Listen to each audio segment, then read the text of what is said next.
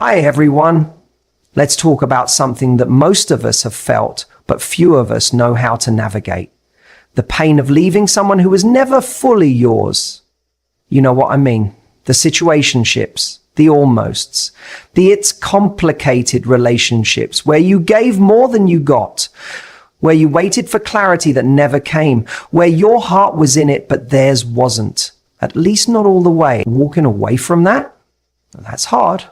Sometimes even harder than leaving a real relationship, because there's no breakup, no big betrayal, no obvious ending, just 1,000 small disappointments that pile up until one day you realize your heart is breaking over someone who never really chose you. So let's break this down. One of the hardest things we ever have to admit to ourselves is that the person we're holding on to might not actually be holding on to us. And I know how easy it is to justify staying. We start saying things like, well, they're just not great at expressing themselves, or they've been through a lot, or they do care, they just don't show it the way I do. And I get that. I've been there. That place where you're trying to read between the lines, looking for signs, interpreting crumbs as a full meal because you want it to be something more. But here's the truth that changed everything for me, and I think someone here needs to hear it tonight. Love that leaves you guessing is not love that's worthy of you. It's not. Because when someone really wants you, and I mean truly wants, they don't keep you in confusion. They don't show up on Monday and disappear by Friday. They don't go hot and cold depending on their mood or who else is texting them that week. They don't leave you wondering where you stand or what you mean to them. That kind of ambiguity, that is a mystery. It's emotional inconsistency. And you can't build anything real on that. We think the guessing is part of the spark. We think the tension, the unpredictability, the highs and lows are just passion. But what they really are is emotional gambling. You pull the lever over and over, hoping that this time, maybe this time, you'll hit the jackpot, that they'll finally call, that they'll finally choose you, that they'll finally be all in. And every now and then, they throw you just enough to keep you spinning. But it's not real. It's just enough to keep you hooked. And let me say something else. When someone truly cares about you, they won't risk losing you through silence. They won't play it cool at the cost of your peace. They won't make you question your value just to preserve their comfort. Because love, real love, is clear. It doesn't mean it's always easy. It is consistent. And it feels safe. It doesn't keep you in suspense. It doesn't make you overthink every message. It doesn't make you shrink yourself to become more appealing or easier to handle. You don't have to negotiate your needs or silence your truth to keep someone who's already halfway out the door. And sometimes the hardest part, the person, it's what we make it mean when they're not choosing us. We start to wonder if we're enough, if we were just a little more patient, a little more fun, a little less needy. Maybe they'd love us the way we want to be loved. And we take on this responsibility for their behavior like it's our fault. They can't show up. But it's not. Their inconsistency isn't a reflection of your worth. It's a reflection of their own limitation. And no amount of effort on your part can turn someone who is emotionally unavailable into someone who's ready to love. That's a decision they have to make for themselves. And more often than not, they're not making it. So if you find yourself constantly waiting, constantly wondering, constantly trying to decode mixed signals, I want you to stop and ask yourself something. What am I really holding on to? Because chances are, it's not a relationship. It's a hope, a fantasy, a projection of what you wish this could be, not what it actually is. And here's the truth no one tells you. Walking away from ambiguity is not giving up on love.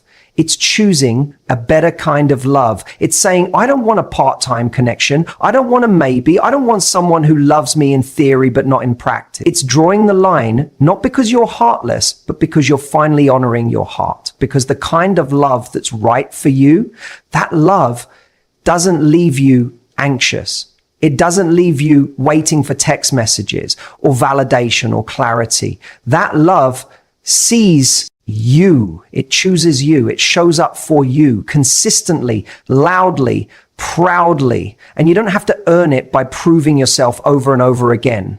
So if you're sitting there right now holding on to someone who's only giving you pieces, I want you to know this. You don't need to wait for someone to pick you to start choosing yourself.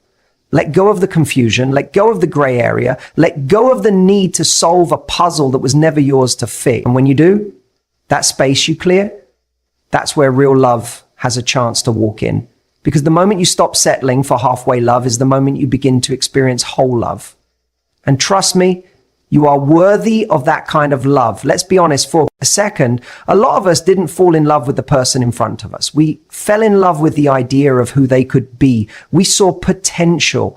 We saw flashes of something beautiful, something deep, something magnetic. We caught glimpses in the way they'd open up at 2 a.m. or in those rare moments where they actually looked at us like we were the only person in the room. And those glimpses, they were powerful. They made us believe there was more. That under the surface, this person was everything we've been waiting for. They just needed a little more time, a little more healing, a little more love, our love, to bring it out. And so we stayed. We stayed through the silence, through the excuses, through the half-hearted apologies, and the "I'm just not ready right now" speeches. Not because we were blind, but because we were hopeful, because we believed in what could be. And maybe even more than that, we believed that we were the person who could help them get there. But here's something we don't talk about enough. Potential is not a promise. It's a possibility. It's a maybe. And if we're not careful, we end up investing in someone's possibility at the expense of our own reality. Because the truth is, no matter how much you love someone, you cannot build a relationship on who they might become. You can't have a future with someone who's only present in theory. You can't keep pouring yourself into someone whose best self only exists in your imagination. We make excuses. We say they've had a tough past, or they're just scared, or they need space to grow. And look, maybe all of that is true. But here's the key distinction. It's not your job to wait for someone to grow into the person you need, especially when their journey is costing you your peace, your joy, and your self-worth in the meantime. You're not supposed to be someone's emotional rehab center. You're not here to prove your value by enduring pain. Love doesn't require you to suffer in silence until someone finally decides they're ready. That's not love. That's self-abandonment disguised as loyalty. You fell for what they could be if only they communicated better, if only they followed through, if only they didn't keep shutting you out. But the hard truth is, they didn't. They didn't rise. They didn't step up. They didn't meet you where you were. And deep down, you know that. You've known it for a while, but letting go of that potential feels like giving up on a dream. And that dream felt so real, even if it was never consistent. We hold on to these small moments of connection like lifelines. That one great weekend, that one vulnerable conversation, that one time they made you feel seen. But consistency is what builds a relationship, not isolated high. Love isn't proven in grand gestures followed by weeks of distance. It's shown in showing up, in effort, in emotional responsibility. And the longer we cling to potential, the more we postpone our own healing. We convince ourselves that it's noble to stay, that we're the strong ones for enduring. But there's no strength in holding on to something that's not holding you back with the same force. Real strength is in knowing when to stop romanticizing someone's future and start being honest about your present. And here's the thing. Letting go doesn't mean they're a bad person. It doesn't mean you didn't care. It doesn't even mean they didn't care in their own way. But their way might not be enough. And that's okay. That doesn't make you demanding. That makes you aware of what you need. It's okay to say, I love who I thought you were going to be, but I can't keep living in the waiting room of your potential. Because while you're waiting, while you're hoping, while you're lowering your needs to meet them where they are, your potential is waiting too. Your joy, your clarity, your peace, your real relationship, they're all waiting. On the other side of that goodbye, you're scared to say. So don't stay stuck in the fantasy of what could be. Start choosing what is. And if what is isn't enough, if it's not loving, not kind, not present, not certain, then it's okay to walk away. Because the longer you stay with someone you're trying to fix or save or convince, the longer you delay the life that's actually meant for you. And I promise you, the version of you that walks away from potential, that's the version that finally gets the love that's real. Sometimes When we walk away from someone who was never fully ours, we don't just feel heartbreak, we feel regret. We start questioning everything. Did I waste my time? Was any of it even real? Did I make it all up in my head? It's one of the most painful parts of the process. You gave so much of yourself, your energy, your love, your patience. You stayed when it was hard. You showed up when they didn't. And now you're left holding a story that doesn't have the ending you wanted. It's easy to feel like all of it was pointless, like you were the only one who cared, like the investment you made in them, in the connection, in the potential was just thrown into a void. But let me say this to you. It wasn't a waste. Even if it didn't lead to the relationship you hoped for, it still taught you something. It still gave you something. You didn't lose. You learned. You grew. You evolved. And I know that sounds like something people say just to make themselves feel better. But I'm not talking about hollow silver linings. I'm talking about real, tangible growth. The kind that only comes from deep emotional experience. You found out just how deeply you're capable of loving. You discovered the lengths you'll go to for someone you care about.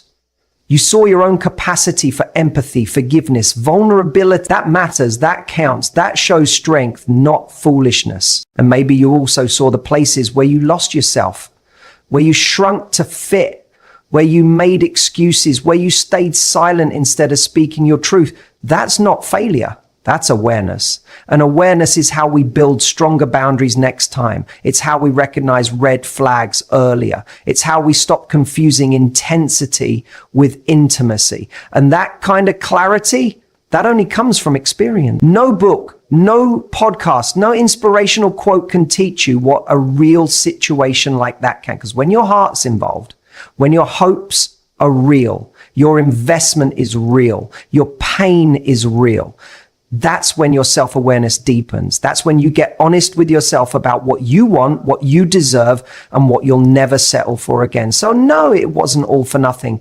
It shaped you. It strengthened you. And sometimes we don't see that right away. Sometimes all we can see is what we didn't get. But the value isn't always in what you gained from them. It's in what you gained about you. You became someone wiser, someone more discerning, someone who's learning to trust themselves again. And I know it hurts to look back at something that didn't become what you hoped, especially when you gave it your all. But don't let pain distort your memory. There were beautiful moments. There were real feelings. And just because it ended doesn't mean it was fake. The relationship might not have lasted, but the version of you that showed up in it, that was real. That was brave. And here's what's even more important. Just because they couldn't love you fully doesn't mean you loved wrong. You didn't love too much. You loved someone who didn't know how to hold what you offered. And that's a reflection of their capacity, not your worth. The real growth happens when you stop making their inability to commit mean something about your value. When you realize that even though they weren't fully yours, you were still enough, more than enough. And the most powerful moment in all of this, the real turning point, is when you decide to stop looking at the past with bitterness and start seeing it as a stepping stone, a chapter that taught you more than any fairy tale ever could. Because every heartbreak, every almost, every not quite, was shaping you into someone who knows what they want. Someone who isn't afraid to walk away when it's not being reciprocated. Someone who chooses themselves instead of waiting to be chosen. So maybe the story didn't go how you wanted, but that doesn't mean it wasn't worth living. Maybe the person didn't turn out to be your forever, but maybe they were just the lesson that led you to it. And that makes this part of your journey just as meaningful as the ending you're still on your way to. There's something that no one tells you when you're in it. Every time you choose to hold on to someone who's half in, who's half loving you, who's half showing up, you're unintentionally saying no to the person who would love you fully. And I know you're not trying to. I know you're not walking around thinking, let me just block the right person by staying in something. That's not quite right, but that's what happens. Because whether we like it or not, we only have so much space, emotionally, mentally, energetically. And when that space is being occupied by someone who isn't really choosing you, someone who's giving you just enough to keep you hanging on, but never enough to make you feel secure, that space isn't available for something healthy, something real, something whole. We think we're being loyal. We think we're showing strength by sticking it out, waiting for them to come around. We believe that love is about being patient, about fighting through the hard parts. And sure, real love does take effort, but not this kind. Not the kind where you're the only one fighting. Not the kind where you're trying to keep something alive while they sit back and decide whether or not you're worth the risk. That's not love. That's emotional limbo. And every day you stay in that place, you're reinforcing the message to yourself, even subconsciously, that this is the kind of love you believe you deserve, that love has to be inconsistent, that emotional crumbs are better than nothing, that longing is the same as connection. But what if I told you that love doesn't have to be this hard? What if I told you that there is someone out there who will call you back, who will make plans and follow through, who will meet your vulnerability with their own, not use it as an excuse to pull away? We forget that while we're busy investing in someone who won't commit, someone else is out there ready, actually ready to meet. That's where we are, and maybe you haven't met them yet. Maybe you can't even imagine what that kind of love would feel like, but they exist. And they're not going to find you while you're still wrapped up in convincing someone else to care. The right person doesn't need convincing. They don't need a 5-step emotional strategy to get closer to you. They just need you, available, open, unburdened by someone else's indecision. And I get it. It's hard to walk away from something when it's not all bad, when you've had those beautiful moments, when you know the version of them they could be. But those moments, if we're being honest, are not the full picture. They're fragments. And if you're constantly hoping the best version of them will come back, you're dating a memory. You're living in the highlight reel, not the reality. You don't have to hate someone to let them go. You just have to love yourself enough to stop accepting less than what you truly want, because here's the part that really matters. When you make space, something changes. You start seeing things more clearly. You reconnect with parts of yourself that you forgot existed. Your peace starts coming back. Your clarity returns. You stop performing. You stop managing their feelings and start honoring your own. And then something even more powerful happens. Your standards rise. Not in a harsh, bitter way, but in a soft, grounded, unshakable way. You stop looking for fireworks and start recognizing safety. You stop chasing potential and start choosing presence. You stop trying to prove yourself and start asking, who's showing up for me? When you hold on to someone who's only half invested, you think you're avoiding loneliness, but what you're actually doing is postponing alignment. The longer you stay in that in-between, the longer it takes for the right love to find you. And the right love, that's not going to compete with confusion. It's not going to fight for space in a heart that's still tied to the wrong person. Letting go doesn't mean you fail. It means you're clearing space. It means you're no longer keeping your life on hold for someone who can't give you the love you're capable of giving in return. And the beautiful part is, once you let go, really let go, you stop attracting people who want part of you, and you start connecting with people who are ready for all of you. You are not hard to love. You are not asking for too much. You're just finally done accepting too little. There's a moment after the goodbye, maybe not right away, maybe after the tears, the silence, the overthinking, where something shifts. It's subtle at first. You wake up one morning, and for a second, your first thought isn't about them. You drive past the place that used to bring a wave of emotion, and this time it's quieter. It doesn't mean you're completely over it, but something in you is changing. And that moment, that's the beginning of reclaiming your power. Because walking away from someone who was never fully yours isn't just an act of courage. It's an act of self-respect. It's the moment you stop waiting to be chosen and start choosing yourself. You start proving, explaining, trying to decode their mixed signals. And it shows you how all that effort had nothing to do with your worth and everything to do with their readiness. When you start to heal, you stop needing answers from them. You stop needing closure that never comes, because now your closure comes from within. It comes from finally admitting that you were chasing connection with someone who didn't have the tools, the intention, or the emotional depth to meet you there. And yes, that's painful to accept, but it's also powerful, because once you see it clearly, you stop making it your job to carry the weight of the relationship alone.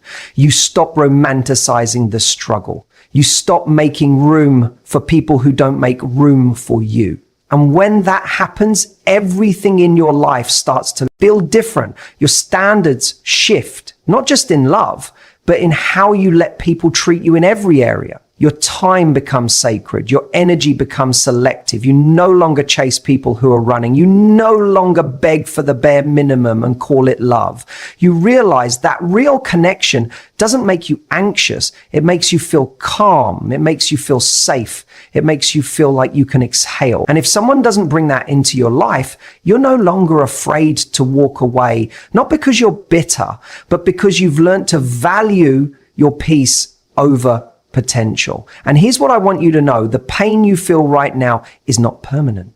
It's not your forever. It's a season, a chapter, a necessary unraveling that comes before something better is built. It's the price of awakening, of no longer settling, of no longer abandoning yourself for someone else's comfort. One day you'll look back and thank yourself for leaving when it hurt, for choosing truth over fantasy, for stepping out of a love